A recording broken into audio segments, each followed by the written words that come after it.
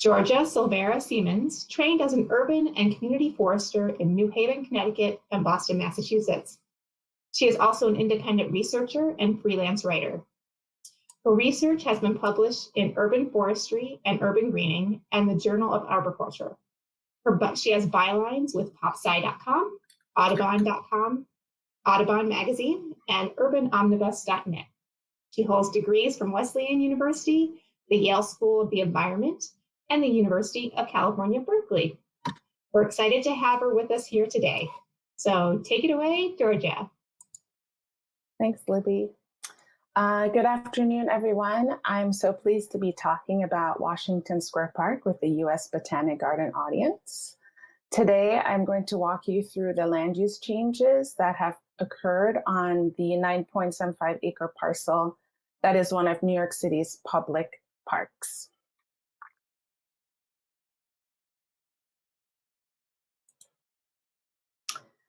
But first, I'd like to situate myself as an immigrant and a settler. I'm an immigrant to Turtle Island, which is the indigenous name for North America. I was born on an island, the island of Jamaica, home to the Taino-Arawak people who call that island Jamaica. I moved to the US in my early teens, and I'm currently a settler on unceded Lenape land. This story I tell of Washington Square Park begins in September 1609, and that's the date that's attached to the Wallachia map of Mannahatta, a section of which you see here. Washington Square Park is outlined in the orange rectangle. Zooming in, we see several eco-communities on that land. The park supported plant communities ranging from oak tulip tree forest, the dark green, to floodplain forest in gray, which was likely red maple hardwood swamp, to scrub swamp and successional scrubland communities. To imagine what the forest communities looked like, I pulled a couple of images from the New York Natural Heritage Program. So what you're looking at here is a view into an oak tulip tree forest in New York State. In addition to tulip tree and oaks like northern red oak and white oak, you would find white ash, American beech, blackbird, sugar maple, flowering dogwood, a favorite of mine. You'd also find witch hazel, sassafras, various types of blueberry and fern. This, as you might imagine, is the red maple hardwood swamp forest. This is what such a forest in New York State might look like. And this forest type, like the oak tulip tree forest, is dominated by trees. So in addition to red maple, you'd find yellow birch, green ash, American and slippery elms. You'd also find winterberry, high bush blueberry, and viburnum. Those are the characteristic shrubs of red maple hardwood swamp. And some herbaceous species would include sensitive fern and ferns in the Osmunda genus. So jumping backwards to this oasis map, we see the Minetta Brook, which is the blue line, and a Lenape Trail, which is the red dash line, and that trail ran east to west towards the Hudson River. And the fuchsia and pink pixels indicate successional old fields and Lenape horticultural fields.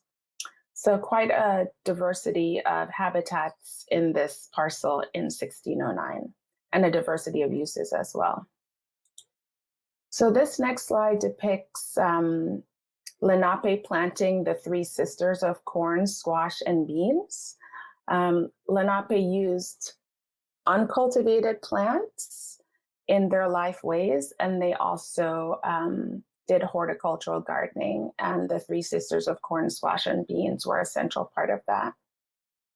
To see what that might look like in a contemporary landscape, this is a Three Sisters garden as part of the Edible Estate project by artist Fritz Haig.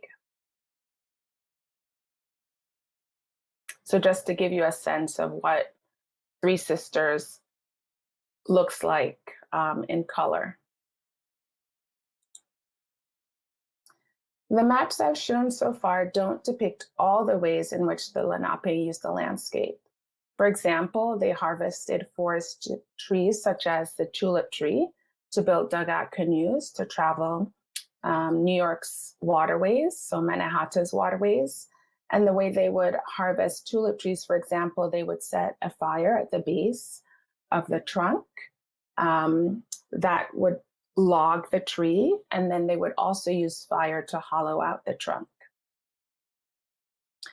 So switching peoples to the Dutch. The Dutch founded a settlement in Mannahatta in 1621, and that settlement was managed by the Dutch West India Company and named New Amsterdam.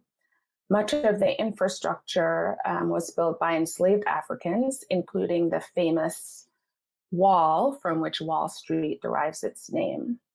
So this the image on the left shows New Amsterdam's, its outlines atop a more contemporary aerial of New York City. And the image on the right shows then the sort of more detailed layout of New Amsterdam, including gardens. So much of Dutch New York was built by enslaved Africans.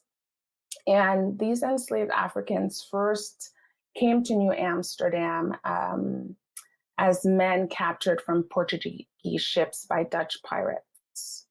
The first group of Africans, 11 men, arrived in New Amsterdam in 1625 or 1626. Different sources use different dates. But we do know that in 1644, these 11 men, successfully petitioned the Dutch West India Company for their freedom for themselves and their wives. At the time, the men were classified as half-free, and that had a very specific meaning. It meant that they were obligated to pay an annual fee to the company, which included, and I have to quote here, 30 skepels of maize, wheat, peas, or beans, and 1 fat hog.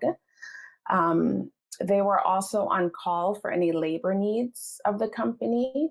And finally, the children born to these men and their wives were born into slavery, not freedom.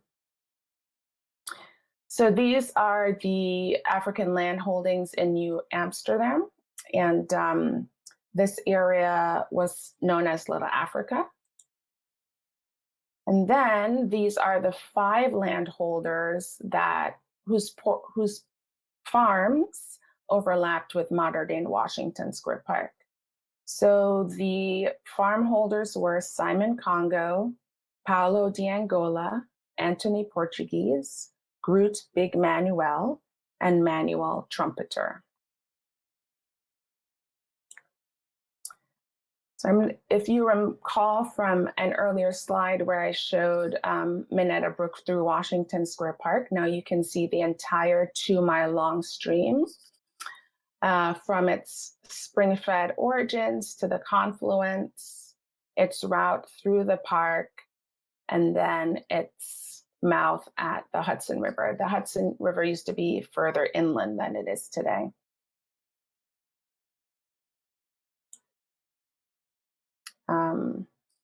Here's just another view of Minetta Brook on the Wallachia map. You can see that there's this arm here that's not depicted in this map. So that arm would come out at this direction. So the flow of Minetta Brook in Washington Square Park was culverted and buried over the course of a couple of decades between 1808 and 1828, and was culverted in wooden sewers. I couldn't find any images of the wooden sewers used in Washington Square Park, but these are images of other wooden sewers in the same time period. Trunks were logged and then bored in the center, or strips of wood were lathed together.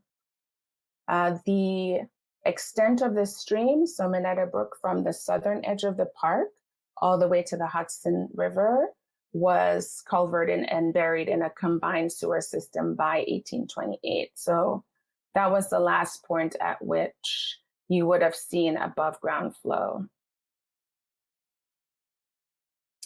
Steve Duncan created this map of the historic flow in blue of Minetta Brook and the modern sanitary flow in green. The original flow below the confluence, you see, was shunted towards 6th Avenue in the sanitary sewer. And then the sewer outfalls north of the original mouth of the stream.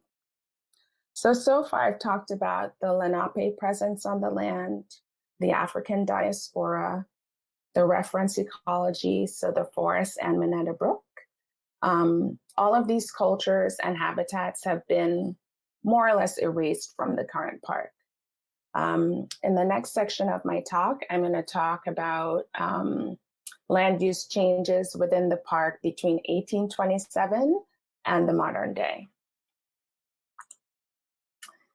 So this is the park before it really became the park. So originally the city only owned the eastern 2/3 of the park, what was the Potter's Field. In 1825, they acquired this western third, and then they were able to have 9.75 acres for Washington Square Park as we know it. The first iteration of the 9.75 acres was a military parade ground, which opened in 1826. And 1 year later, May 4th, 1827, the Washington Square was officially declared a public park. It was one of many parks and squares in New York City, and this is a very nice diagram to show you the squares and parks that existed in the city around 1852.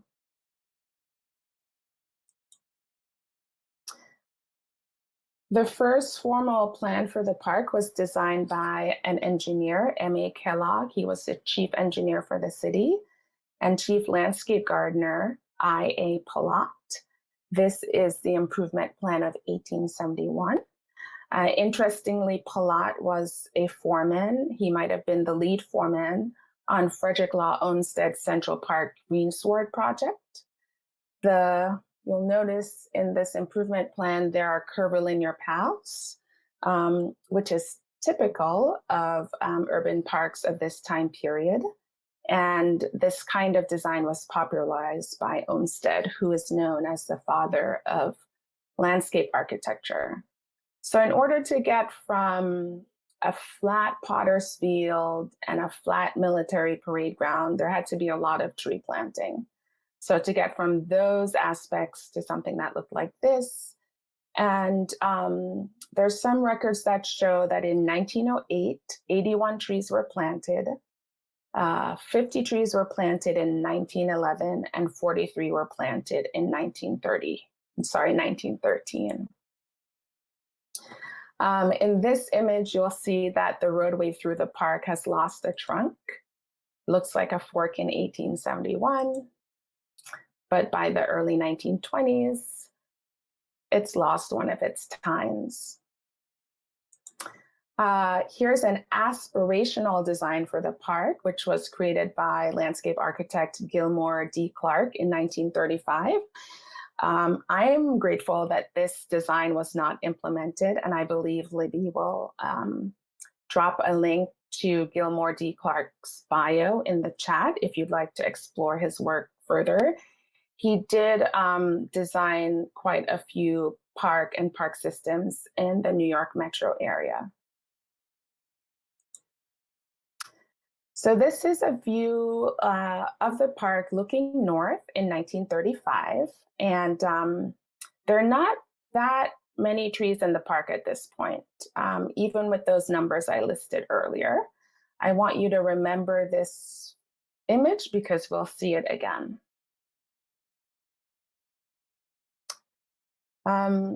A significant land use change in the park was the banning of vehicular traffic in the 1950s, and this work was spearheaded by local resident Shirley Hayes. The park was closed because of her work. The park was closed to passenger and commercial vehicles on a trial basis, although emergency vehicles and buses were allowed to use the park. The last car drove through the park on November 1st, 1959, and this was more of a symbolic last car. Another major anti-roadway project campaign was led by Jane Jacobs, who I'm sure many of you have heard about. Jacobs is the urbanist and author of the well-known book, The Death and Life of Great American Cities. She was a central part of the coalition that defeated Robert Moses's mega highway proposal for the neighborhood, which you can see in the right panel of this image. It would have gutted the park and much of the neighborhood, and thankfully it was defeated. Here you see an undated restoration plan for the park. And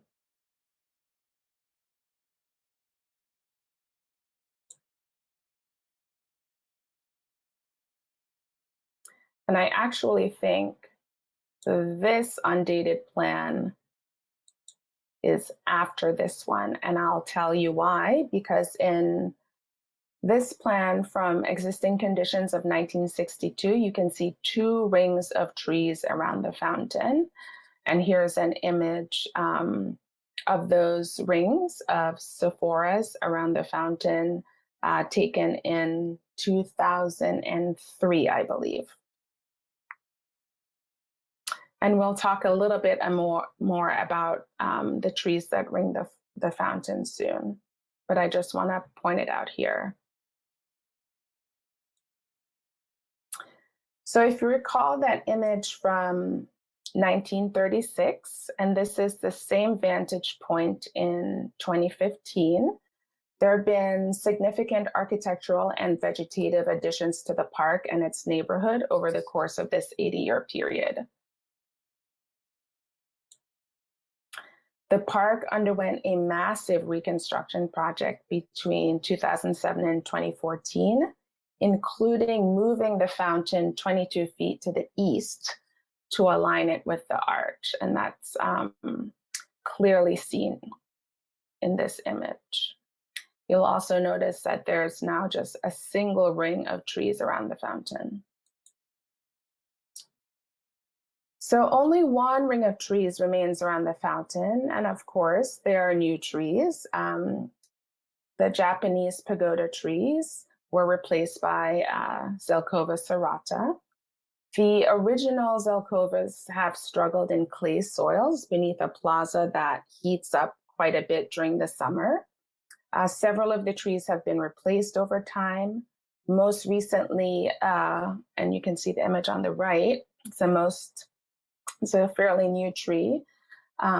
These new Zelkovas were sourced from a nursery that grew them in sandy loam. And then clay to a depth of 3 feet was excavated from under the plaza and replaced with sandy loam. And this is Washington Square Park today. The park is home to approximately 340 trees representing 33 species. And you are correct if you indicated that monkey puzzle tree is not among the species growing in the park. One tree that is definitely growing in the park is the famous 300-plus-year-old English elm in the northwest corner. These images are from the Gathering Growth Foundation, and if you're not familiar with their work, I definitely recommend you check them out.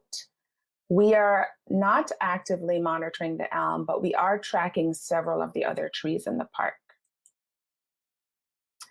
We launched our Phenology project in fall of 2019. And in that season, we worked with 2 local volunteers and a ecology fields methods class from the local university, and we collected phenophase data for 9 trees at the time. We added a 10th tree, a sweet gum, earlier this year. So in addition to the sweet gum, which is located here, we have flowering dogwood, Kwanzaa cherry, star magnolia, silver and red maple, pusa dogwood, tulip tree. Here's the sweet gum. Here's Yoshino cherry, and we have a second Kwanzaa cherry. We use Nature's Notebook to record our observation of seasonal changes, and you can do it on the website or using the app. I find for me that it's easier to record my observations in a notebook and then upload it to the website later. This work is not only to build a phenology database for the park, but to also communicate natural history and botany concepts to the public. So in the next set of slides, it's a photo series of several of the trees we're monitoring, and I will show you the species in the order of their flowering. So if some of you are from DC, you're probably familiar with the tree in this image. The National Park Service tracks 6 phases of cherry blooming, from green buds to florets visible, extension of florets, peduncle elongation, puffy white, and peak bloom. The florets on this Yoshino cherry are just visible, so they're at stage 2. Here they have extended, so that is stage 3. And then just to compare Yoshino cherry florets with Kwanzaa cherry florets. Another tree that we monitor is the star magnolia. And here the flower has opened, and you can start to see the reproductive organs in the center. We also monitor a flowering dogwood, and the showy bracts fool a lot of people and some pollinators likely into thinking that they are petals. But in fact, the true flowers and petals are in the center of the bracts, and in this image, you can see the reproductive organs in the individual flowers. And right now in the park, the flowering dogwood appears like this. So hopeful for fruit formation. We also monitor a sweet gum, and sweet gum is monoecious. So you're seeing the female, which is this dangly flower, and the male flowers on the same plant. The female flowers have been pollinated, and so the next phase for this tree is fruit formation. And this tree, I'm a big fan of the tulip tree for many reasons. This is the swelling flower bud of the tulip tree. Tulip tree flowers after it leaves out. And the outer scales have fallen, and now you can start to see the petals, including the characteristic orange. And this is an open flower. You can clearly see the orange marking on the petals, and you can see the reproductive organs in the center.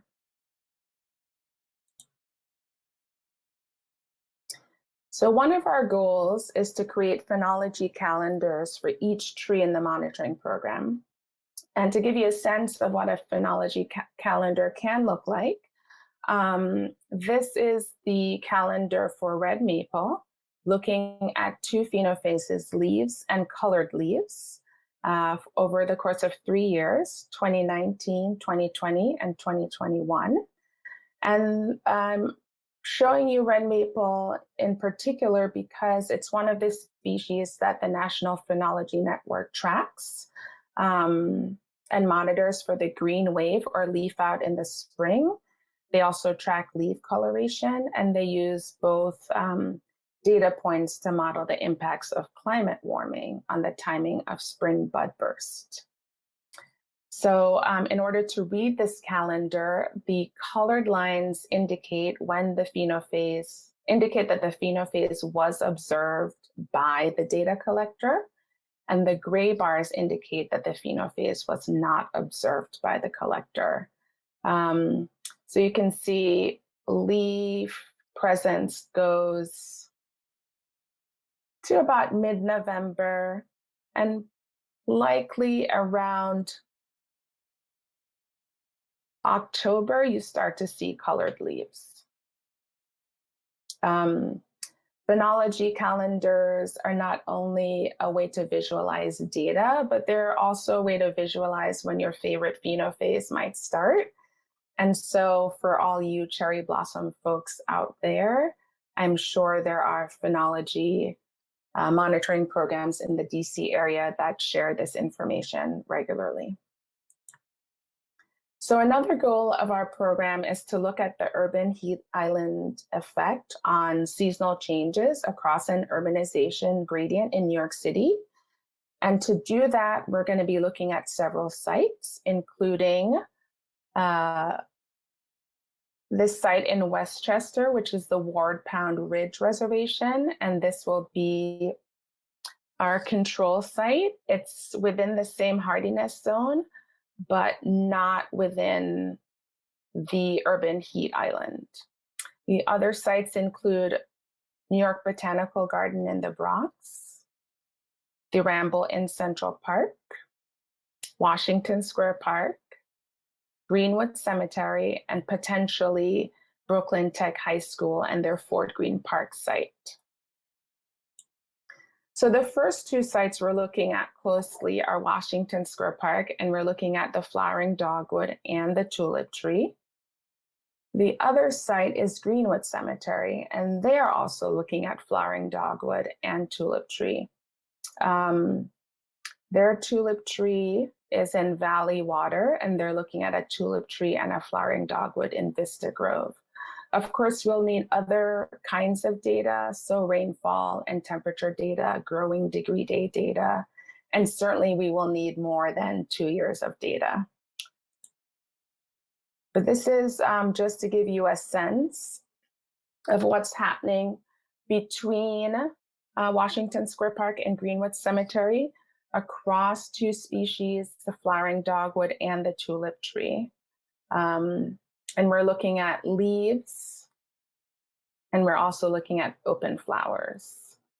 And again, the colored bars indicate the presence of the phenophase, and the gray bar indicate the absence of the phenophase. One interesting thing to think about is, there are a lot of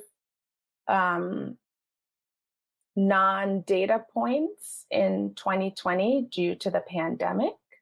The pandemic really affected data collection. And so that's something to take into consideration. Maybe you drop that year or you do some kind of waiting for it. The Washington Square Park monitoring project is quite young. And so we started in 2019. So that's time 0 for us. Some of the other sites have older phenology projects, but in order to do the comparison, we're starting at 2019 for all of them. I want to go back and just talk a little bit more about this. So 2 questions that we're asking of this data is, are sites in or closer to the urban core like Washington Square Park? Do these sites have earlier flowering and leaf out than more distant sites? And just based on the existing literature, we expect that answer to be yes. We're also asking questions about if there are species-specific responses. And we do expect a yes answer, and we don't have a sense of then which species, of what the species will do in terms of flowering and leaf out.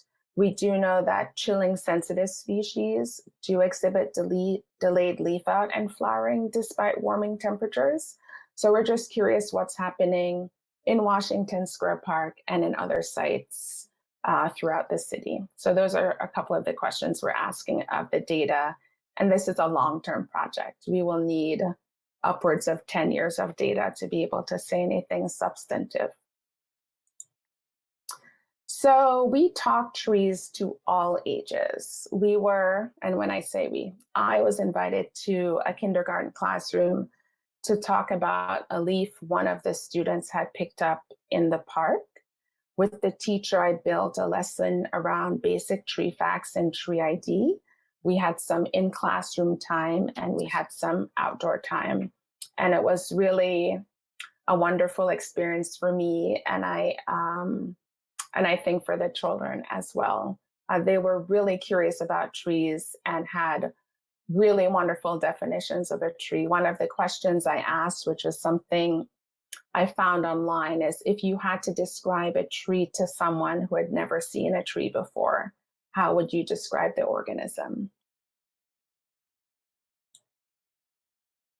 Okay.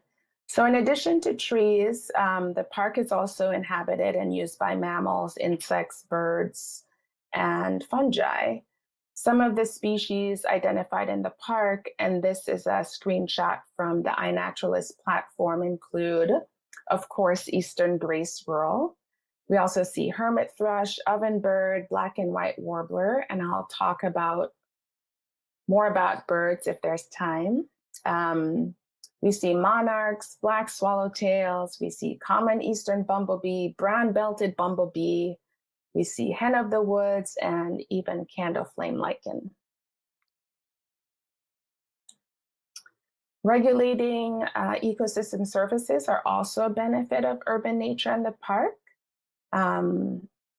We can calculate, for example, how much stormwater or air pollution a tree of a certain species and diameter captures annually, and then the associated cost savings. So for example, if you take this London plane tree in the park, which is indicated by the yellow dot, and this is from the EcoMap, and you plug that information into the National Tree Benefit Calculator, we can see that this 40-inch diameter plane tree provides approximately $273 in annual savings to the city. And then if you clicked on each tab, you could get specific information about how much stormwater in gallons, for example, or how much CO2 in parts per million, for example. So another biodiversity monitoring project we have in the park is our wildlife survey. And the bulk of our wildlife data is on birds. We began doing a biweekly survey back in August 2016, and we use a 0.65 mile continuous line transect, which is indicated in the image on the left. The survey has provided us with lots of information, including the location of several micro hotspots in the park. And I can talk about those at the end of the presentation if there are questions about that. We saw 46 unique bird species last year over 23 surveys. And I'm excited to say that the total number of species that birders have observed in the park and uploaded to eBird is 116.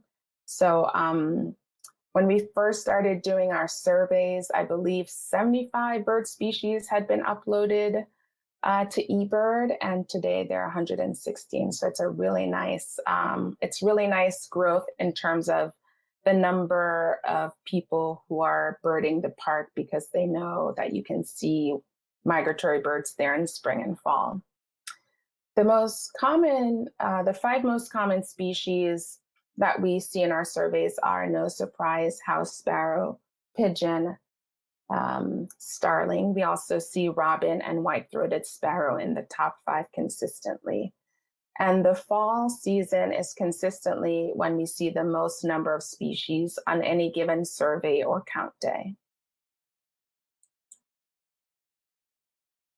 So here's another way to look at the plant-bird relationship in the park. You see there are 5 layers in the park in the canopy, and then we've also done a foraging foraging guild in each layer. We see red-tailed hawk and Cooper's hawk and kestrel in the park. And then we've gone all the way down to the ground cover. We're actually using this diagram to advocate for floral biodiversity in the park, specifically in the ground cover and understory layers. Those are the two layers that are easiest to insert plants. It's a little bit harder to do it at the canopy tree layer because the Parks Department isn't necessarily adding new trees to the park. And now I'd like to zoom in on two bird species, the first of which is the yellow-bellied sapsucker, which is my favorite woodpecker. I think the sapsucker is a species that easily illustrates the relationship between birds and plants, specifically trees. We find the yellow-bellied sapsucker in the park roughly end of September through April. And this past year was a really good year. This past winter was a really good season for seeing sapsuckers in the park. So if you're not familiar with how sapsuckers dig their sap wells, they do sort of a test horizontal band, and if flow is good, then they make a vertical line of sap wells. They're pretty strategic about the location too. They usually dug below the branch node to take advantage of sap traveling from the leaves. Sapsuckers mine trees for sap in the spring, but they drill something known as a bast hole in the fall. And from the bast hole, they're eating the phloem, which contains sugar.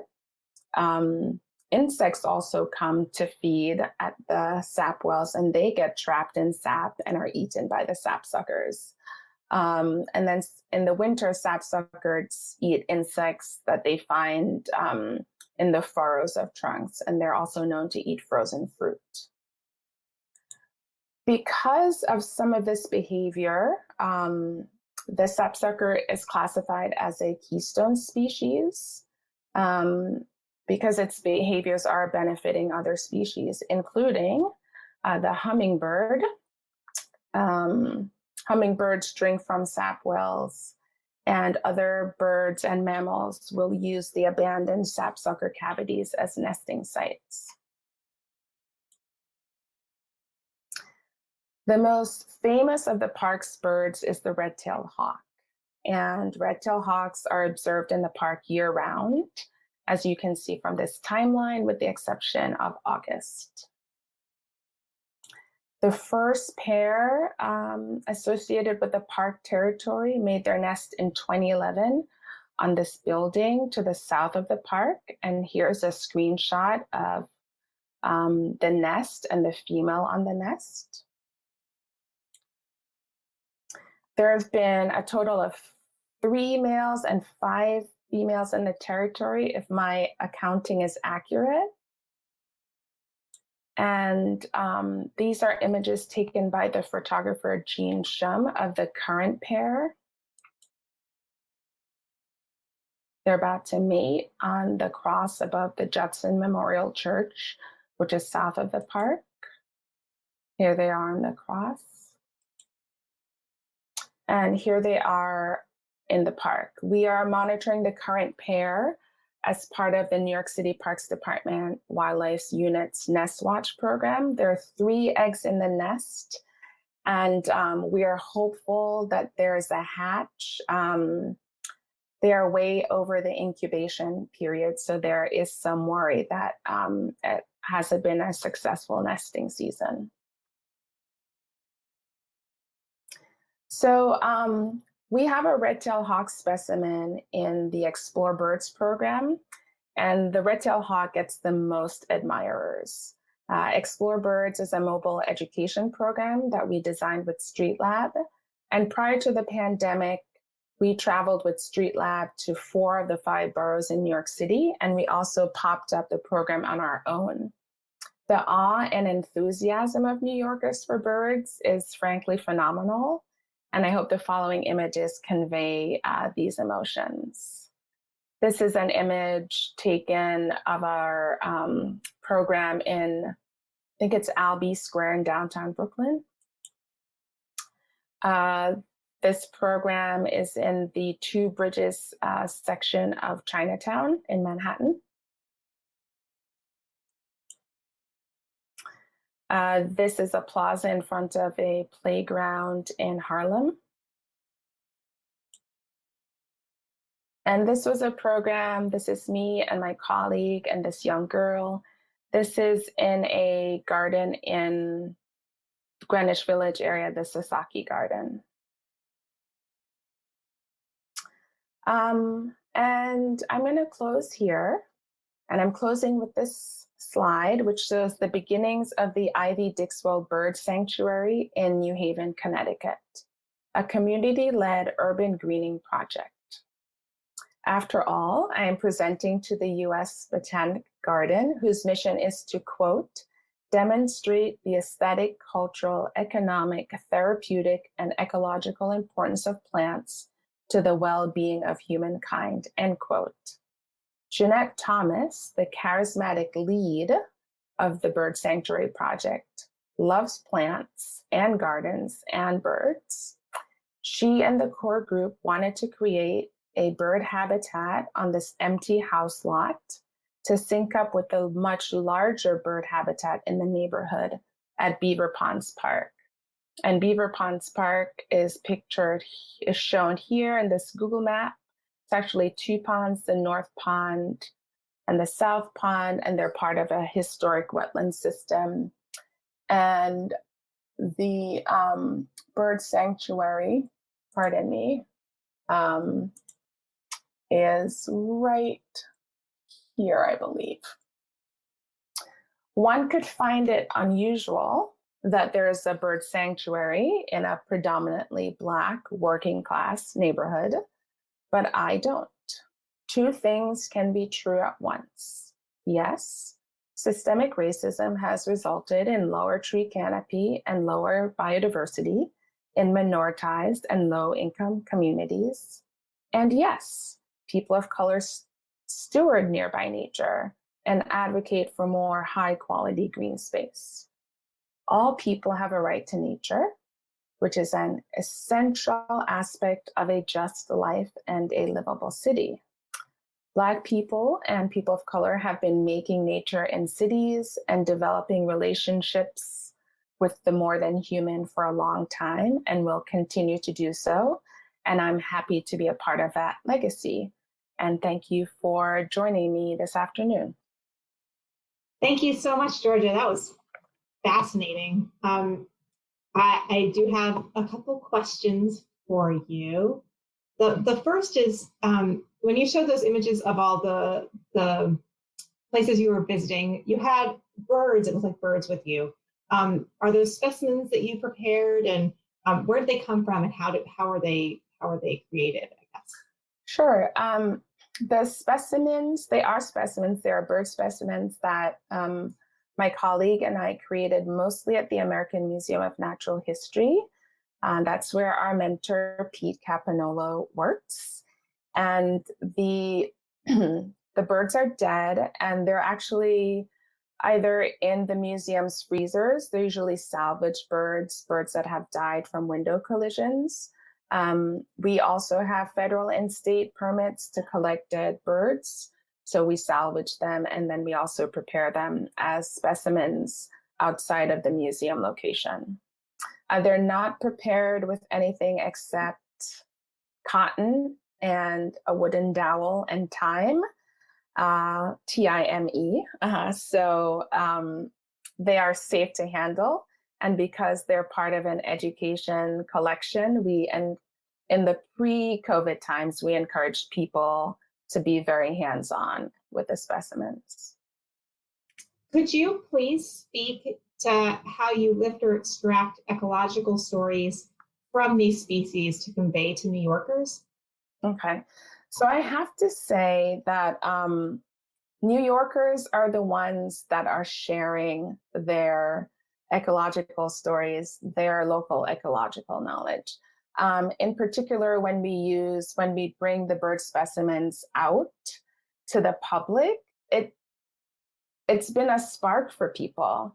I used to carry a notebook, and whenever someone would come up and they would hold a bird and they would sort of ask general questions, and then this story would emerge. And when that person walked away, I would quickly write down the outlines of the story. And these outlines were actually the catalyst for our Your Bird Story podcast, because New Yorkers are having these really deep relationships with nature, and not just birds, but plants and fungi and lichen. And I wanted to be able to share the bird stories I was hearing in the voices of the storytellers, so not translated by me. Fantastic.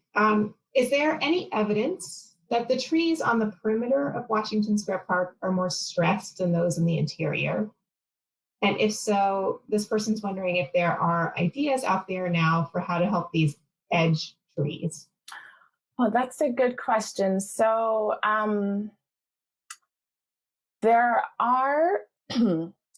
is an area in the park where the trees seem to be under stress, and I believe that is from a recent soil mounding project. At least one tree has died post that project, and there is a pin oak that looks like it's flagging. And so I wouldn't be surprised if in the next few years that we lose that pin oak. Some of the perimeter trees include plane trees and sycamores, and those do suffer from anthracnose. And so in spring, it appears that they're leafing out, but then they don't. They look like they're dying, but then another round of leaves emerges, and they're starting to pick up around now. I haven't noticed a difference between the edge trees and the interior trees. I would say that the interior trees, if you mean interior closer to the fountain, actually really struggle because the fountain plaza is incredibly hot in the summer, and those trees are not consistently watered and have struggled with the soil in which they were planted. So I would say, if by interior you mean closer to the plaza, definitely those trees are struggling. Yeah, you had mentioned that, I think, with some of the plantings during your presentation, that you swapped out the clay soil with some sandy, loamy soil to help them survive more. Is that working? Oh, so the Parks Department did that. So when they first put in the Zelkovas as part of that renovation project, they put in large caliper trees to create like almost instant shade. I think they put in 11-inch caliper Zelkovas. They had taken out over 20-inch caliper or 20-inch diameter Japanese pagoda trees. So there was still like a size and shade differential. But so they had these huge root balls, and those initial Zelkovas were grown in clay soil. So they installed them, and clay, plaza, heat didn't work very well. So they replaced those Zelkovas, but they were sourcing them from the same nursery. And then the last replacement round, they sourced the Zelkovas from a nursery where it was sandy loam. And what they had to do is that they had to excavate the clay that was associated with the original root ball, because it wasn't enough just to take the old tree out and put in a tree with sandy loam soil. You still had this like cup of clay. So they excavated 3 feet down to remove the clay, and then they put in sandy loam around the sandy loam root ball. And so the last round of trees to be replaced seem to be doing well. So time will tell. Well, that's really great to hear. Yeah. So for the phenology project, how are volunteers assigned the trees that they're going to monitor? Okay. Because you rely pretty heavily on volunteers, is that correct?